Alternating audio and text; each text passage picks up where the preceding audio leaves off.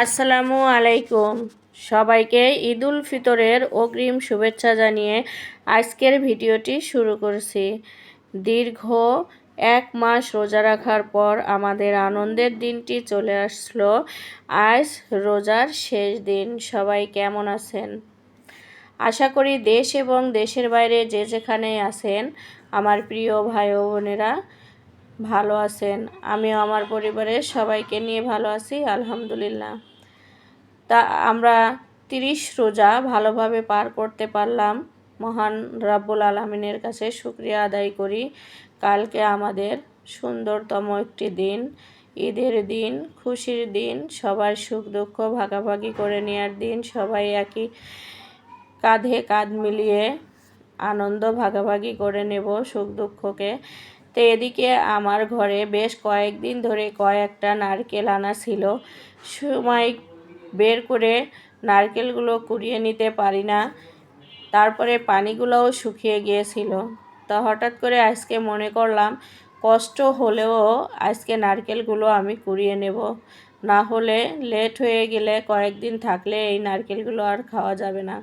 তা আমি যখন নারকেলগুলো ভেঙে নিচ্ছিলাম তখন আমার ছোট ছেলে দৌড় মারে আমার গলা ধরে বলল, আম্মু একটু পিঠা বানিয়ে দাও না, নানুর মতো রস পাকান পিঠা সে খুব পছন্দ করে।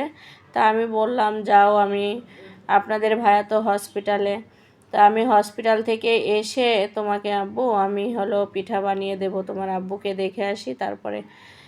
তারপরে ইফতার শেষ করে আমি বাচ্চাদের ইফতার করিয়ে তারপরে আমি নারকেলগুলো কুড়িয়ে নিয়ে পিঠা কয়েকটা অল্প করে পিঠা বানিয়ে দেব, যেহেতু আমার ছোট ছেলে গলাটা জড়িয়ে ধরে বলল, তখন আর আমার কষ্ট হলেও তো করতে হবে।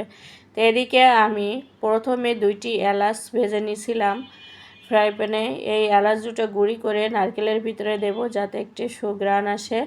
আর চিনি আর নারকেল দিয়ে এই যে চুলায় অল্প আছে নেড়ে চেড়ে নিচ্ছিলাম।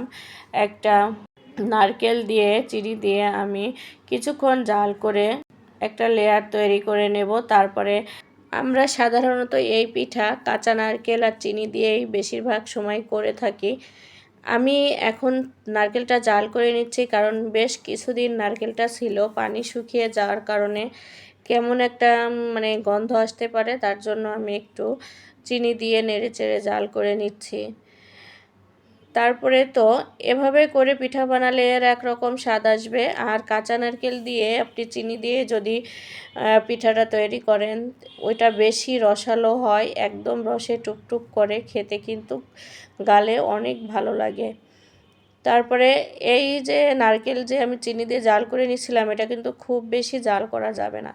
তারপরে আমি অফ ক্যামেরায়, যেহেতু আমি হাতে ধরে ভিডিও করি, আমার কোনো স্ট্যান্ড নেই, এই জন্য আমি অফ ক্যামেরায় আটাটা ছেনে নিয়েছিলাম, কারণ এক হাতে তো আর আটা খামির করা যাবে না। এখানে আমি ময়দা আর কিছু চালের গুঁড়ি দিয়ে আটাটা গরম পানি দিয়ে ভালো করে ছেনে নিয়েছি।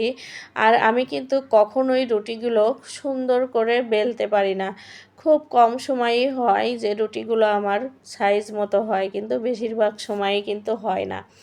আপনারা কেউ কিছু মনে করবেন না। আর পিঠা তৈরি করা গেলেই হলো, কিন্তু রুটি যদি গোল হয় দেখতে কিন্তু অনেক সুন্দর লাগে।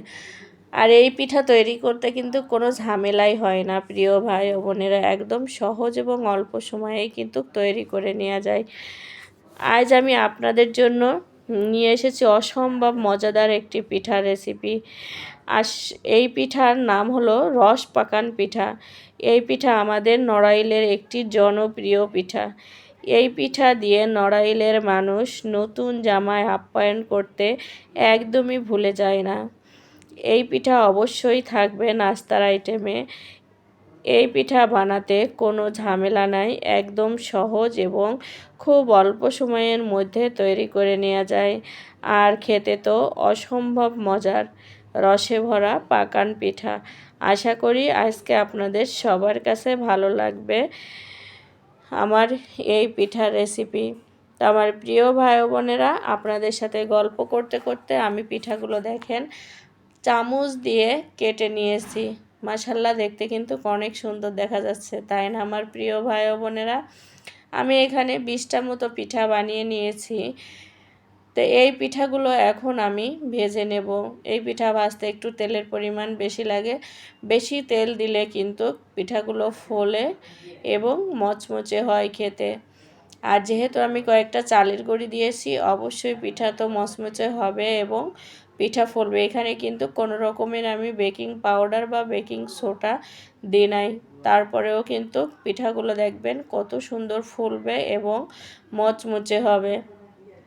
তো এদিকে তো আমি পিঠাগুলো 4টা করে পিঠা দিয়ে তেলের ভিতরে ভেজে নিচ্ছিলাম। আপনারা দেখতেই পাচ্ছেন আমার পিঠাগুলো সুন্দর মতো ফুলে গেছে আর দারুণ মচমচা হয়েছিল খেতে। কিন্তু পিঠা খাওয়ার পরেই আমি ভিডিওটির ভয়েস দিয়েছি। তো এদিকে আমার পিঠাগুলো ভাজা হয়ে গেল, একটি স্ট্যানারের সাহায্যে আমি তেল ঝরিয়ে তুলে নিচ্ছি। আর ওই তেলের ভিতরেই আরও পিঠাগুলো যে আছে আস্তে আস্তে করে আমি ভেজে নেব। প্রত্যেকবারই আমি 4টা করে পিঠা দিয়ে ভেজে নিচ্ছিলাম।